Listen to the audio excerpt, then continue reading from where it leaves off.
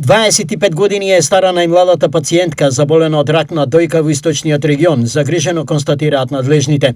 Бројот на жени кои се јавуваат на прегледи е во пораст. Во просек, неделно во Штипската клиничка болница на преглед се јавуваат 10 жени, дополнуваат лекарите. За жал се помлади жени заболуваат од оваа болест.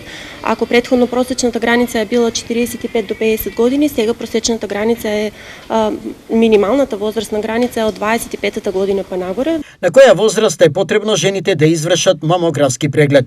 После 20-та година жените треба да почнат да си ги прават редовните ехопрегледи, после 40-та година да започнат да се прегледуваат на мамографија. Но меѓутоа, кај девојки кои имаат позитивна фамилиарна анамнеза, тоа значи дека девојки кои во семејството имаат болна мајка, тетка, сестра, овие прегледи треба да почнат да ги започнат секако по 20-та година. Кои се причините и симптомите за појава на рак на дојка? Причините најчесто стрес и позитивна фамилиарна анамнеза, ризик како најчести ризик фактори, симптомите се промена во големината на градата, пациентките најчесто знаат да дојдат на преглед бидејќи си напипале некоја грудка која што за кратко време расте, тврда, не се повлекува со тек на време, се забележуваат исцедок од брадавицата, вовлечена брадавица, црвенило на кожата.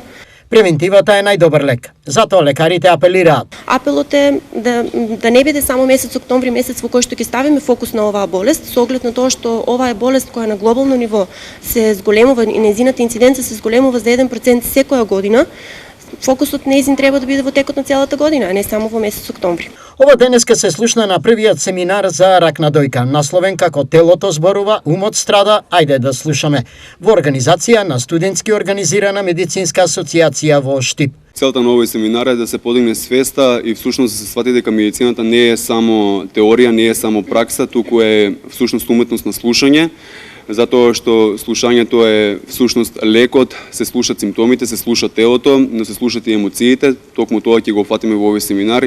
Октомври е меѓународниот месец за борба против рак на дојка, или попознат како Розев октомври.